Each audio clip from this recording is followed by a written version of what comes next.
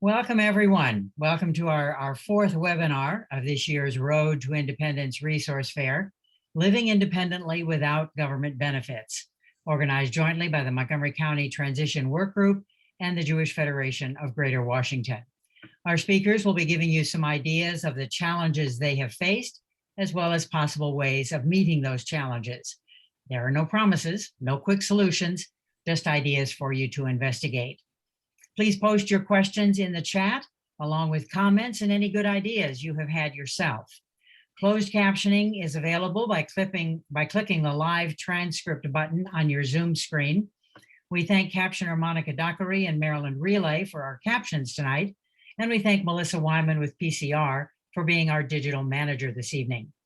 You should have received PowerPoint presentations from Eric Jorgensen and Mady Tanham-Carty. We'll send those again along with a link to the video of tonight's webinar. There are also videos of the other webinars in this spring series and the videos provided for last fall's resource fair. Those are from resource providers and nonprofit organizations, and the links will be in the chat and also in the email you receive. You'll also be asked to complete a survey, and we encourage you to do that to give us a better idea to plan what you need and want for our future fairs. And we're certainly hoping by fall that we can all be in person. Before we get started, we want to find out a bit more about you, our audience. So here's a poll. Melissa, you want to get the poll started and click the answer that's right for yourself.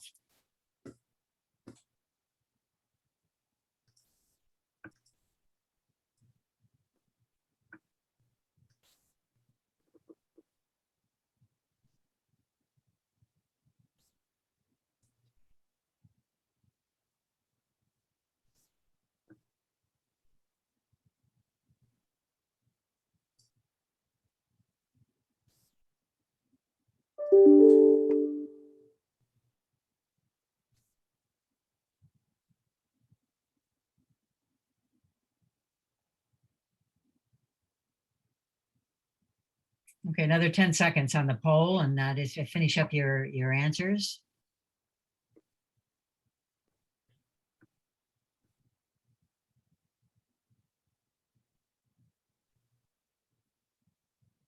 Okay, we can end the poll and let's see share the results.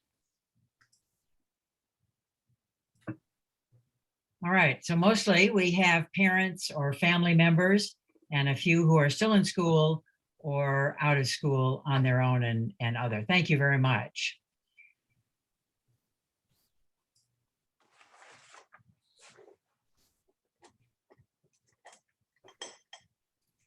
Our first speaker tonight is Noah Murphy. He's going to tell you a bit about himself. He was the originator of this panel discussion. He's a member of the Transition Work Group as the founder of the social group Expanded Horizons. Noah, it's all yours. Hello, my name is Noah Murphy. I am a 38-year-old man with autism who runs a social group called Expanded Horizons, which was shuttered because of COVID, unfortunately, but I'm about to start it up again imminently, probably this week or next. This panel was my idea because of the situation I now found myself in, lacking any in-home help to help me with daily living. I came to Karen to see if she could help me back in December, and this panel flowed from there. I live completely independently. I live alone in my own condo. I drive my own car and work at Enterprise Rent-A-Car with minimal supports. However, I do have executive functioning issues which keep my condo from being clean, keeping organized, and tracking my spending correctly. I would need someone to come in a day or two a week to help me with those things. Now, I qualify for some government benefits, namely Social Security disability insurance and Maryland Department of Rehabilitation Services, Maryland DOORS, which help me find my current employment. What I do not qualify is DDA, which would pay for in-home help, or Maryland Medicaid EID, or employed individuals with disabilities, which would also pay for in-home help. I've applied for DDA in the past, even had a hearing, but was denied services and instead put on a waiting list to be on a waiting list as I'm not in a priority category. I was supposed to have quarterly visits from DDA, but haven't received them or even heard from them in several years. It's almost as if I've fallen through the cracks with DDA. As for Maryland Medicaid EID, I simply make too much money to qualify for benefits, and due to my situation, would require lawyers' help and therefore thousands of dollars to even attempt to apply, regardless if I could get EID or not. I could private pay for help, and have done so for short periods of time in the past from time to time. Most providers are expensive and would drain my savings very quickly. For example, one provider charges $75 an hour plus travel time.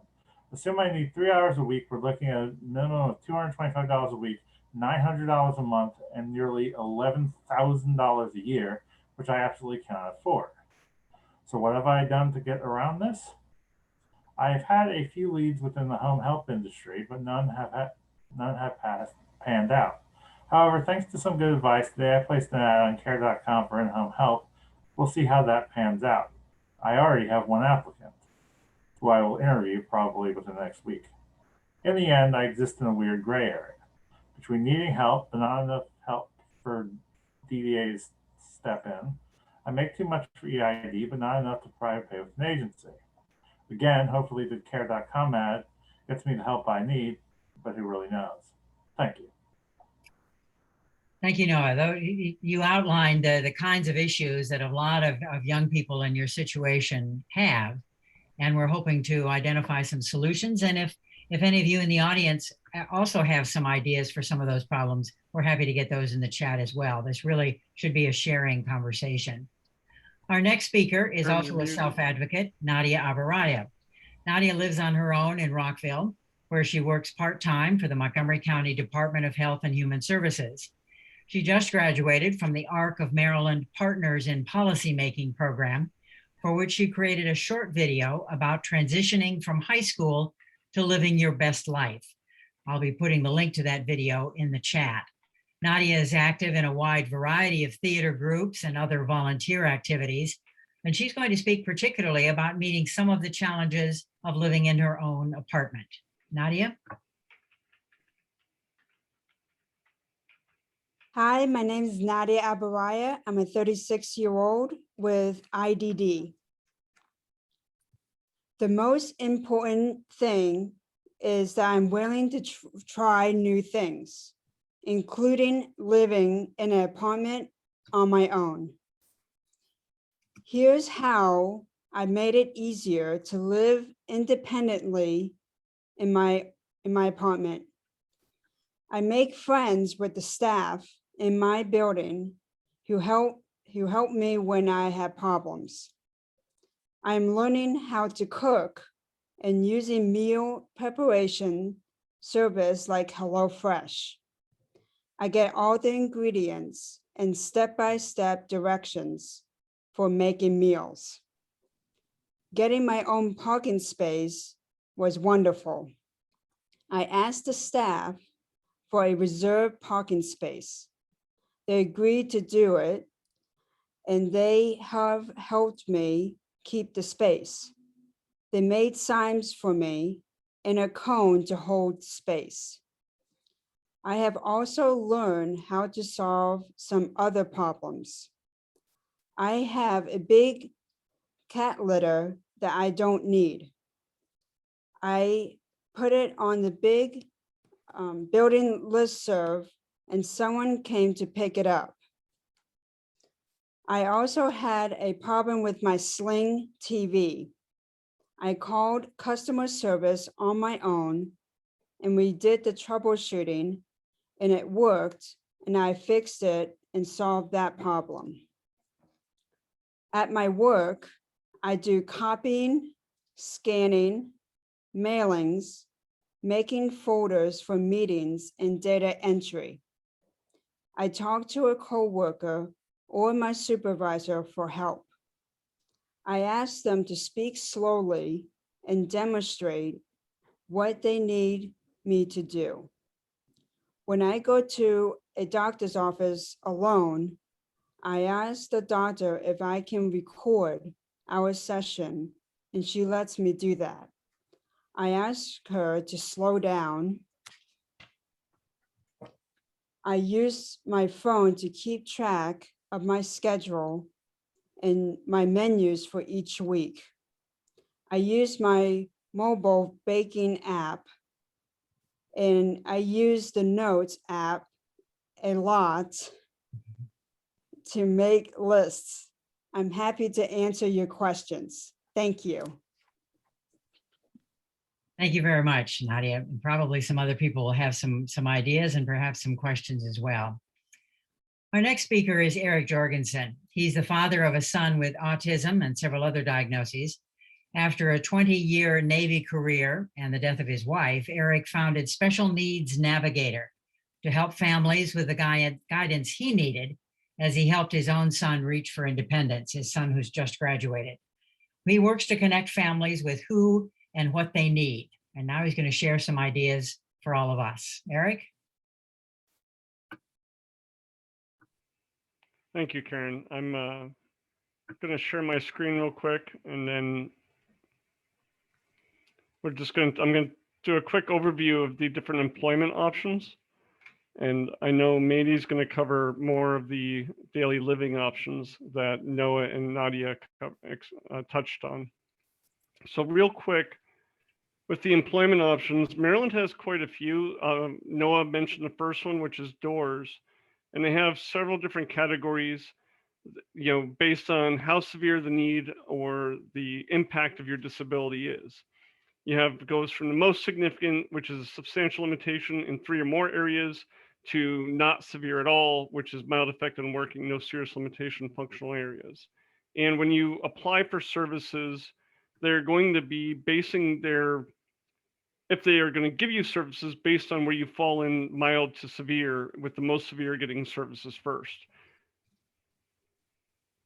What I learned when I was researching doors for my son is I was aware of the impact if you couldn't walk, if you couldn't use your arms, if you couldn't talk. I was aware of all those. I wasn't aware of the fact that they took into account if you had difficulty getting along with others or adapting to a workspace. So I wanted to make sure people are aware of that is a functional disability area that doors takes into account when they're looking at deciding if somebody needs services. I'm not sure who's heard of it before, but pre-employment transition services can start as early as age 14. When you start receiving services from doors, they will continue to help you beyond 18. So you can sign up for pre-employment transition services, 14, 15 years old. Get help if you have a child who's in high school getting ready to transition, work over the summer, what have you, with doors. And then when you leave and they transition from pre-EPS to voc rehab, VR, because you're already in the system, they'll be there to help you. And doors is typically a short-term solution. They're there to help you get a job and then back off. And so talking about how there can be a waiting list, getting into the pre-employment transition services before you leave school is a good way to avoid some of that waiting list because they've already got you in the system. There's a lot of other options that I shared PDFs with. Karen's going to send them out afterwards. And I think many of these are often overlooked. The Department of Labor apprenticeship programs, that is a great tool. I'm a journeyman electrician. I got my journeyman's while I was in the Navy. It's a great resource for those of you, especially if you struggle with more of the academics. Federal Schedule A is a way of getting a federal job. The Maryland Workforce Exchange and Special Officers Eligibility List, those are both specific to applying for jobs in Maryland. And then disability preference points you can get if you have a disability to, when you're applying for a job, to get better, get a little more weight behind your application. Noah also touched on the employed individuals with disabilities, and he mentioned he makes too much money for this. It is it does have income limits. The income limits are 300% of poverty level, which is $38,000 and some change this year. And you may be eligible, but still have to pay premiums. The premiums are on a sliding scale, and they're going to do a redetermination to see if you maintain your ability to qualify every 6 months. So they're just going to come out and make sure, hey, you still have the disability that you have, and that your disability hasn't gotten any better. If you're married, you can have up to $15,000.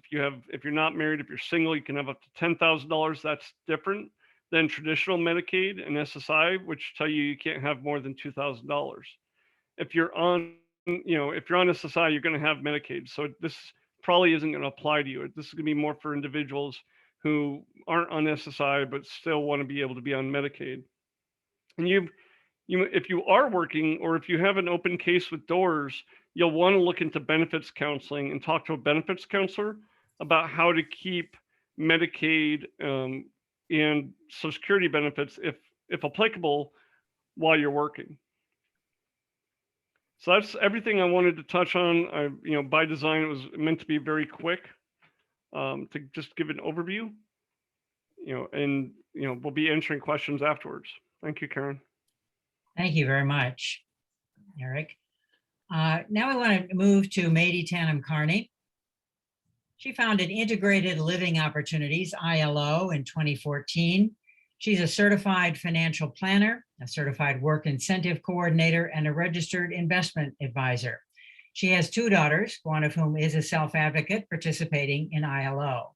Her business, M&L Special Needs Planning, provided financial planning services for people in the Washington area, but now she's focused entirely on ILO.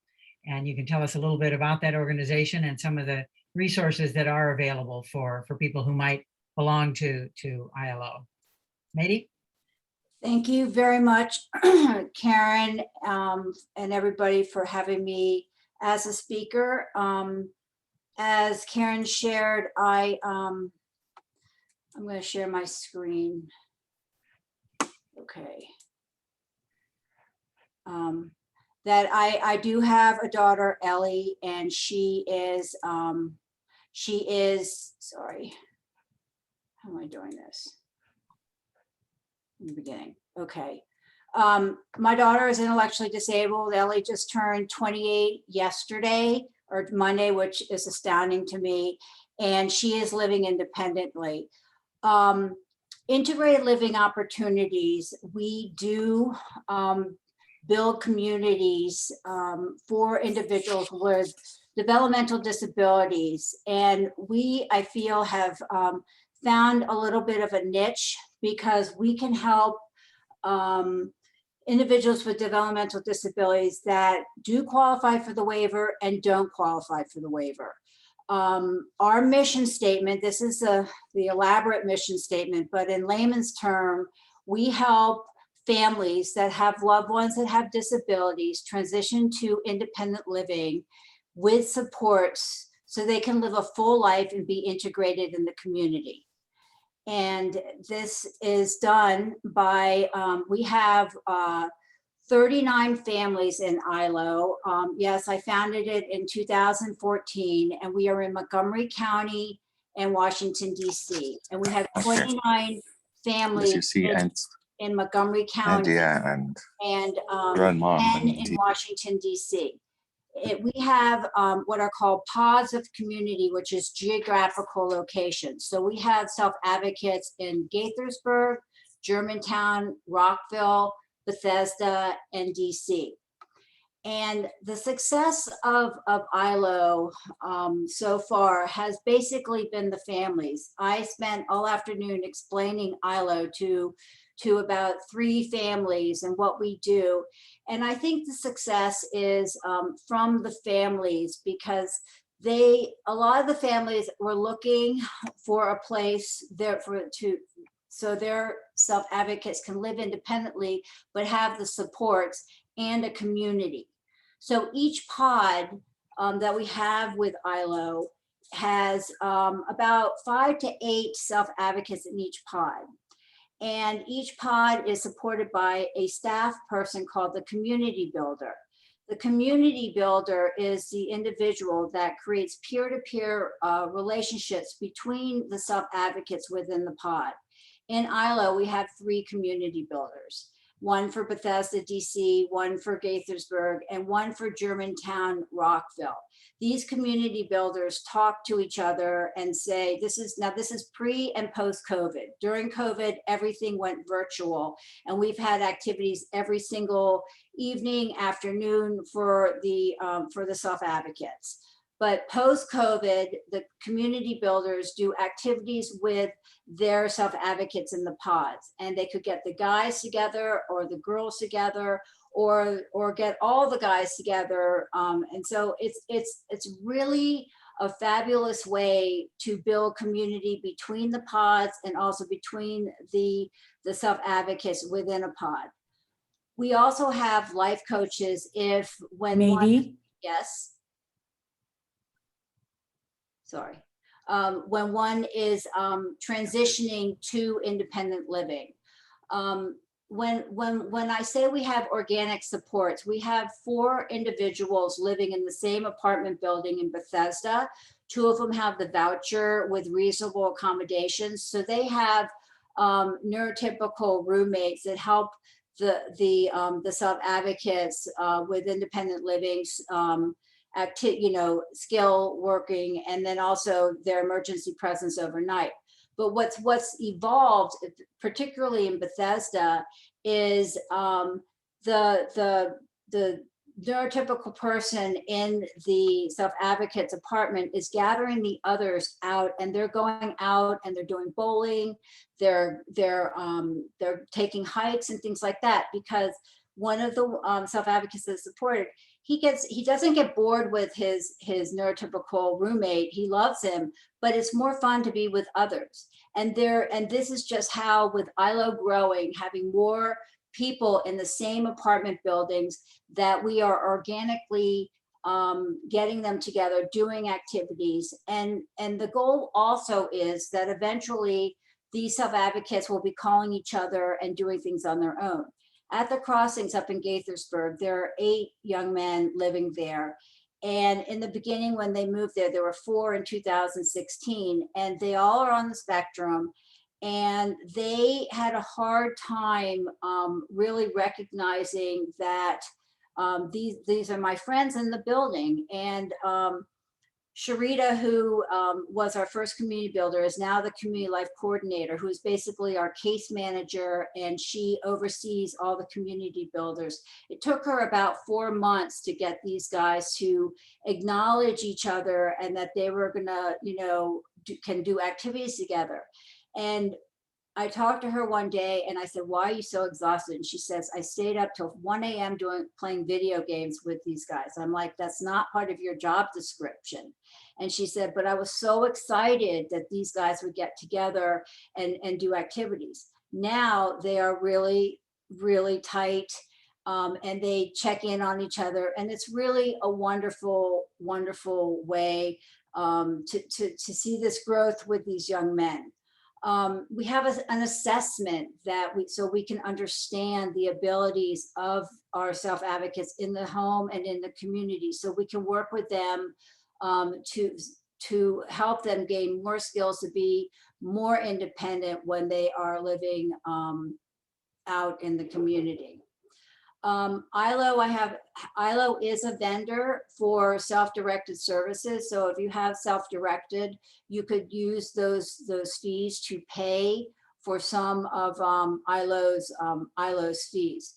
Our goals for this year is to continue to move more self-advocates out to independent living and to grow the pods. Because as you know, you can have 10 people or 8 people in the same place, but you're not going to be friends with everybody. So it's nice to have choice.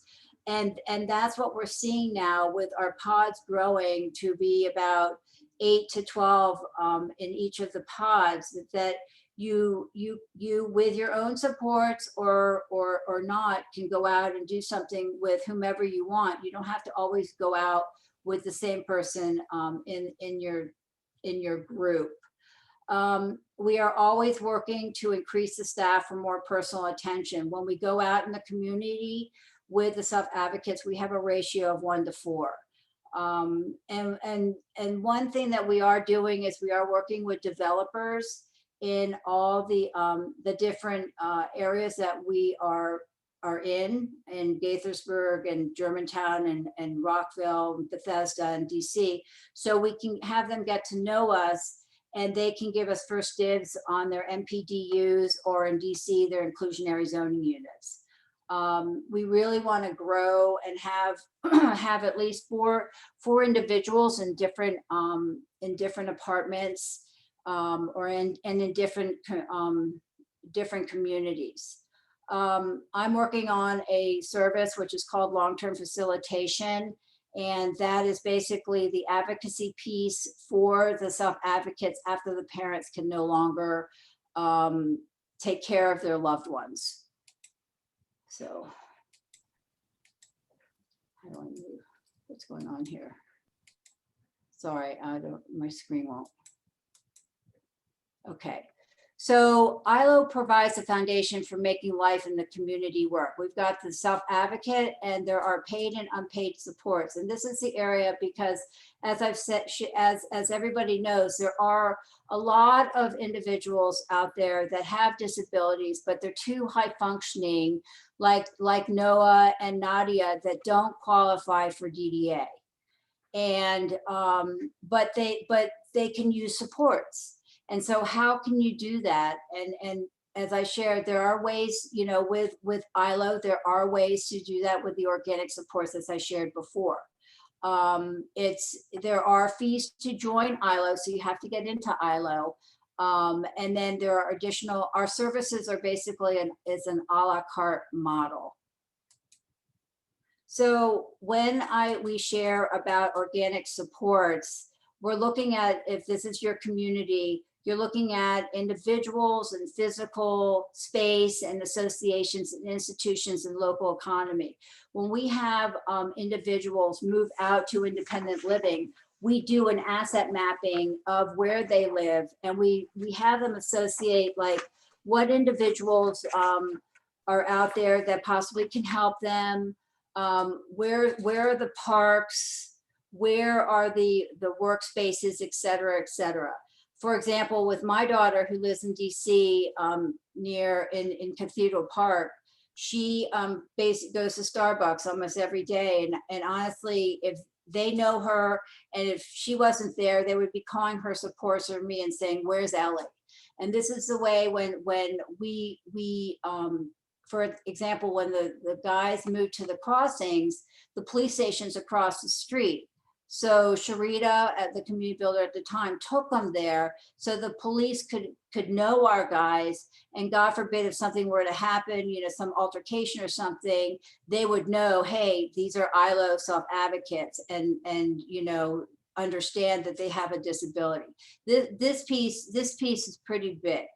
And we work on this. Every self-advocate that moves out to independent living has a binder that we have all the pertinent information in there about the self-advocate, and the community builder and Sharita knows all the ins and outs of all the self-advocates. This is when we do an assessment, we go into all these different areas of the self-advocate, and we or the life skills administrators do. There's a big questionnaire about it, and then they take the self-advocate in the community and see, you know, choose like transportation or something, and then in the home they work on groceries or cooking or things like that, and write a report. But this is called the full life model, and this is how our assessment is created. So ILO services, there's a training when you, if you wanted to be part of ILO, it's a 2-day training, and we ask all the self-advocates go through an assessment, and we have the support with Sharita, who is basically our case manager, and she oversees all the community builders. We have community builders, life coaches, and we have a relationship with the ARC of DC, and they do all our employment work. As I shared before, we have long-term planning and facilitation. For families that aren't ready to join ILO, we have what's called the community group, where we have activities for self-advocates 8 times a year, and then 8 adult parent presentations as well. And this way, families can understand how ILO works, meet the staff, meet other parents, and also meet, you know, other self-advocates that are part of the community group or are part of ILO. All families of ILO are part of the community group as well. So how to join, this is my email. I also have the other email that Karen had shared, which is Mady@Special Needs Planning. I do still work in that in M&L, helping families get on government benefits, but I don't do comprehensive life plans anymore. I just don't have the bandwidth. But if people need help with benefits, I'm still available to do that. As I shared, you can join the community group. And we are having our first live activity on June 13th in a park with Spirit Club, as we're going to do an activity out, you know, exercise mellow. So that would be a really nice way to get to know ILO, and then have your family start enjoying virtual events now. That you could do that as well, but in June we're really going to try to go live. We're gonna have a combination moving forward of some Zoom, but hopefully everything is going to be live. In the fall, we are going to have this 2-day training for families to join ILO. So if you're interested in more about that, I am having another presentation through the community group, but it's open to all on June 8th, which is what is ILO, and more in depth about long-term facilitation. And then on September 14th, through the community group, we're doing estate planning for families with special needs. So, but I think the big thing was to stress, oh, and if videos, as you know, talk 1,000 words, and these are our 5 or 6 videos that really explain, or 5 videos, excuse me, that really explain ILO. So if you're interested in ILO, go to our YouTube channel. You just go to YouTube and then you can click on that link, or YouTube Integrated Living Opportunities. And these are all there plus more. These we did last year, and I have to say that we're really proud of these because they really explain all the pieces about ILO. But I think the big piece with this presentation, or with this night's presentation, is, you know, inclusive communities with organic supports, and how can you live independently without government funding, as Nadia had shared and Noah had shared. I mean, they're doing it. As you can tell, they're living independently. And, you know, I'm sure, you know, if they got to know their, you know, I'm sure, you know, your neighbors and things like that, that their neighbors or their family members or anybody in their community would help them if they needed to. That's the way we're growing organically, is to make sure that our sub-advocates know, or try to know, their neighbors, and try to, you know, like you and I, if we're living in an apartment or something, we needed help or needed sugar, that's the old way of doing it, borrow a cup of sugar, we would ask our neighbor about that. And that's what we're trying to teach our self-advocates, is how do you get help that you don't have to pay for it? You know, how do you use your community to you know, to your advantage? So so if there are questions, put them in the chat. But if you wanted to learn more, happy to talk to you. Or please come to the June 8th presentation. If you're interested in that, I certainly can send you the link. Thank you very much, Mady. We've got, we will be sending the PowerPoint, so all of those links for the ILO videos you'll have. Mady mentioned both waivers and self-directed services. Those are both programs through DDA. So those would obviously, for people who are getting those services. If you're not sure what those things mean, there is a video. There's a DDA webinar video that you can listen to that will provide information on that. And then she mentioned, I would be curious, Mady, you mentioned that one of the pods, I think the Bethesda one, where the residents have neurotypical roommates? How did they find those roommates? So both those self-advocates received the voucher, it's not Section 8 anymore, it's Home and Opportunity Commission's voucher. And when you receive a voucher, that means that your rent is 30% of your income. If you receive a voucher, you have to have a disability or a low income.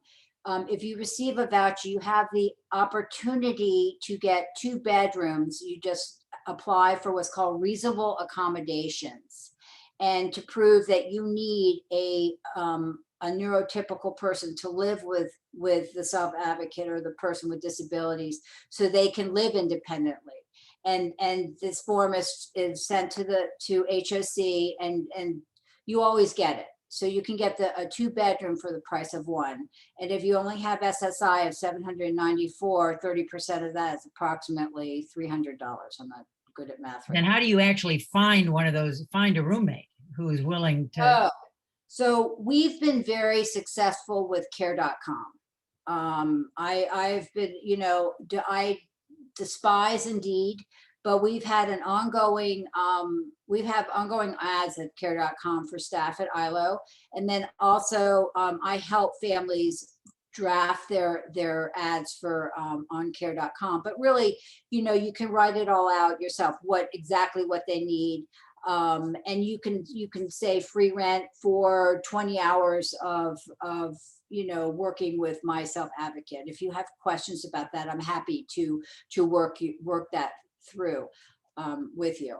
Okay, we've got a question. This could go to either Eric or Mady. What about private pay options for those who receive absolutely no services, no funding at all?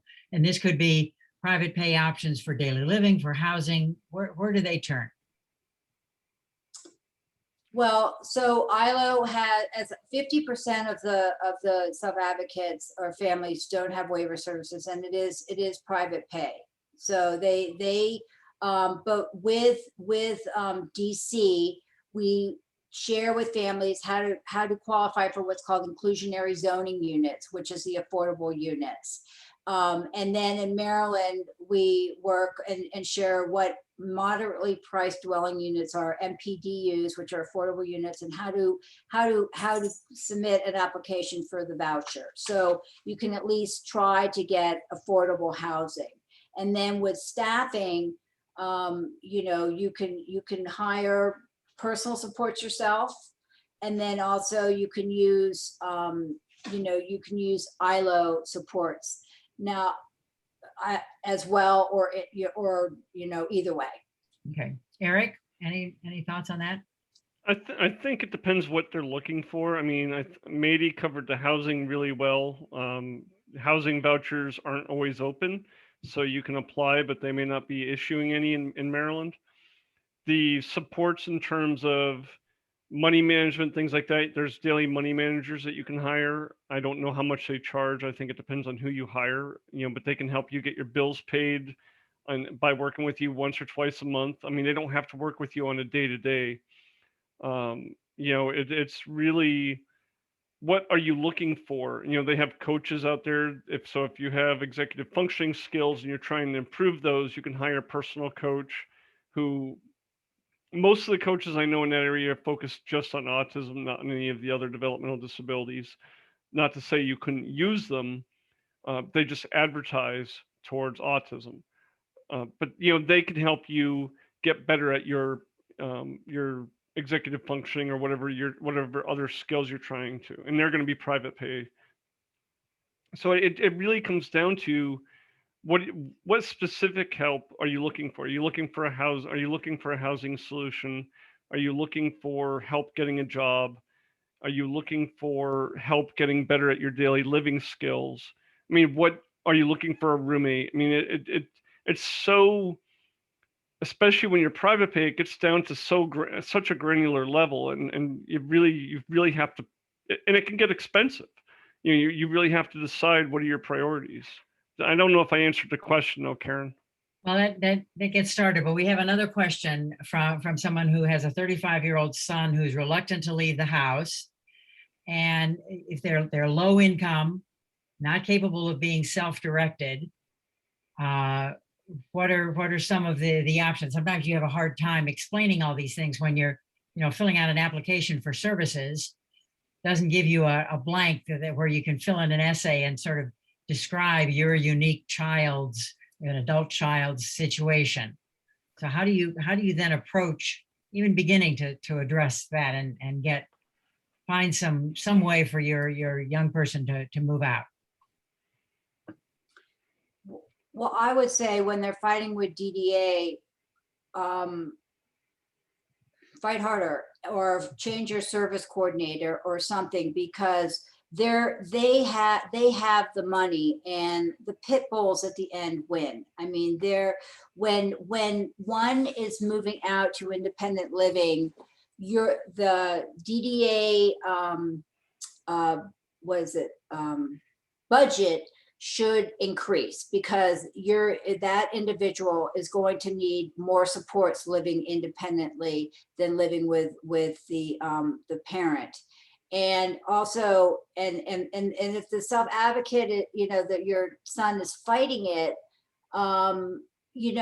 baby steps, right? I mean, you talk about ILO, we would introduce him to other self-advocates. He could see how others are living independently. I think the big aha moment for us for families is they see who within ILO is living independently, and they're like, if he or she can do it, my son can do it.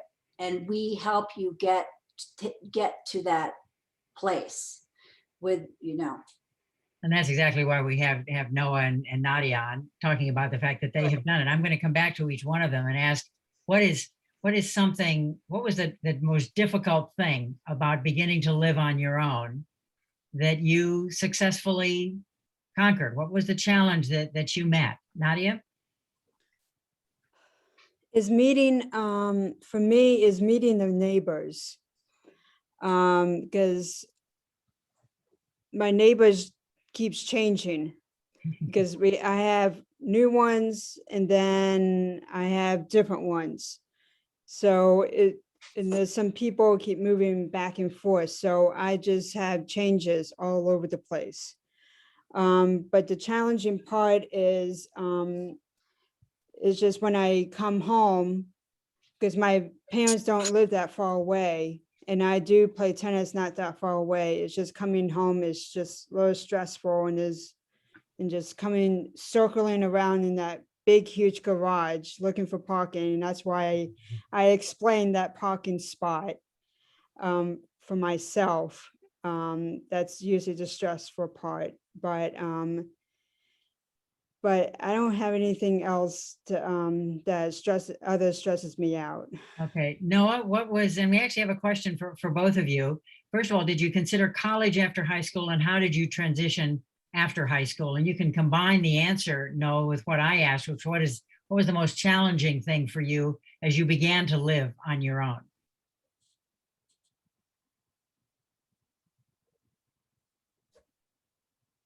All right. So I wasn't diagnosed with autism until I was 26. And so for the first 25 years of my life, I lived at my parents' house, and they sort of coddled me and, tried to push me down a normal route. I went to college after high school. I went to Goucher College, graduated with a BA. But the hardest part when I finally started living on my own is learning how to problem solve on my own, because I don't have my parents to fall back on. I mean, I have my brother, but he's busy with his own family, so I have to learn how to do things. I ask for people for advice. I research things. It isn't easy, but I own my own condo, so ultimately I'm in charge of everything with my house. So like care.com, like the care.com ad, I got the advice from my therapist, and then I went ahead and did it. And now we're crossing our fingers that you get some success Yeah. from that. Nadia, what did you do for sort of instead of college, but partly with college after high school? And how did you make that transition after high school? I transitioned from high school to college was a wonderful idea because I was in the 2-year program at Montgomery College, and I made a lot of friends there who had different disabilities, and had wonderful teachers there. So they really helped me, and I made a lot of friends. And what was that So, program? the Graduate Transition Program. DTP at Montgomery College, and that still exists. It's an excellent program. That's right. It's very excellent. I recommend it. What I would ask, Eric, you talked a lot about Doors, and Doors is a service that is available to all Marylanders. You don't have to have a particular disability or income, so that's open. What if you have lost your job, say in the pandemic? You had a job, you were fine, you didn't need Doors, or maybe you used it 10 years ago. Can you go back to Doors? You can, that's where they're going to look at, because there might be a lot of people on Doors on the waiting list. So they're going to look at how severe your disability is, how much it's impacting you. So if you go to Doors and they say, well, we can't get, you're going to go on a waiting list, that's why. It doesn't mean you're not going to get services, and it doesn't mean you shouldn't apply. I would definitely, again, I think Mady said it, be the bulldog, right? Make sure you really push in depending on different counties have different levels of success with Doors. It's just, the way it is. Montgomery Persistence, County I is really think. busy. There's a lot of people asking for services there. Persistence is sort of the name of the game for almost every success that anybody has talked about. Determination and persistence and patience. Noah? Unmute. I actually am using Doors right now for various complicated reasons. And I have job coaching, and they're actually paying me. They actually have this work clothes benefit because I need clothes for work. And so, what I was going to add is that right now, according to the Doors website, you have to be in the most severe category in order to get services. That's literally what the website said. That doesn't mean you shouldn't apply. That doesn't mean you shouldn't try. But if you are in the most severe category, which I am, you can pretty much walk right back into Doors as I did. But I mean, Doors, I'm learning, has some of the same problems with DDA as DDA has as well. We have one question. Is ILO similar to Main Street Connect? And I will say that we're very lucky in Montgomery County to have at least 2 very innovative housing options for families to consider. Mady explained ILO. Main Street Connect is different. Main Street has a building near Rockville Town Center with a very limited number of apartments being reserved for people with disabilities. Way too few for the number who are in need, but it is there, and it is an option. So it's a different setup for independent living. And I'll include we'll obviously include the link for both Main Street and also ILO. I would like to say one more thing about ILO is that we build communities where you want to live, in Bethesda, Gaithersburg, and we bring the self-advocates together with the community builder, the staff person. So if you don't want to be in Rockville, but you're in Montgomery County, we build communities wherever you are. Right now we're centralized, as I said, in Bethesda, Germantown, Gaithersburg, and Rockville. And once, if there was like 5 individuals that wanted to be somewhere else in Montgomery County, we certainly can build that as well. So So that, One fixed location. That's right. That's certainly exactly, one difference. exactly. Right. And we do have two self-advocates living in Main Street, and we will do some activities over in Main Street in their cafe and things like that. So we work closely with Main Street as well. And we have one guest who appreciated Noah mentioning the challenge of being in a gray area. And that's certainly true. And that's a lot of what we've been talking about tonight. People who don't fit in a neat category of lining up for particular benefits anywhere. And it really requires that you have a lot of initiative and persistence and trying. Sometimes you may have to look at 20 websites and make 15 calls and wait 6 months.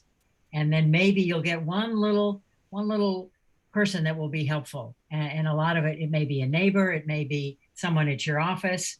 And if you find if you're helpful to other people in their situation, then they're more likely to be helpful to you. So it's like all of life. It's really a two-way street.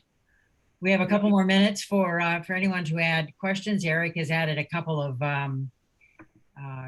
links for a job board for people with disabilities. He's added the links. And we have a question. Do you know anything about Best Buddies living in DC? Mady, unmute. Sorry, I do. Best Buddies in DC, they are located near Catholic University, and this is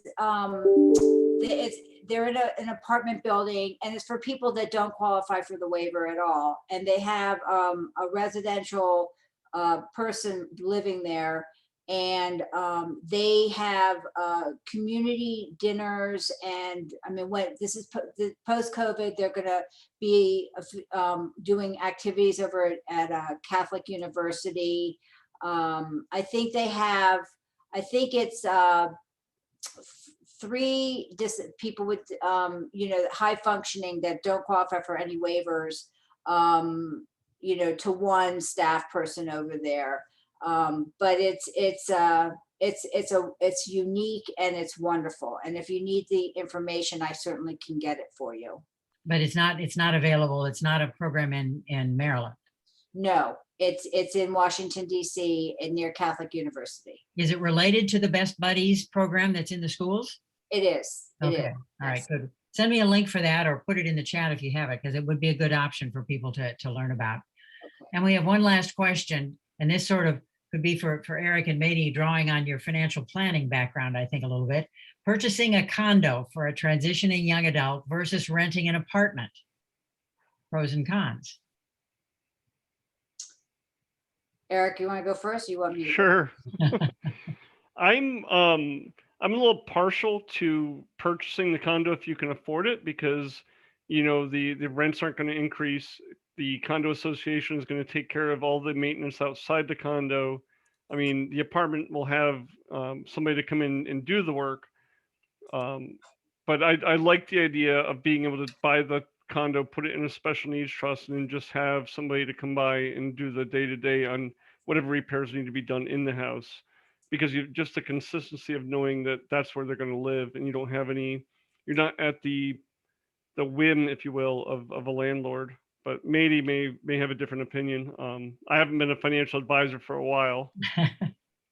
So my take is, when one is moving out to independent living, you should rent, at least for the first year, to understand what it's like to be where you're moving to. Maybe you're not going to like it, get the feel of it and things like that.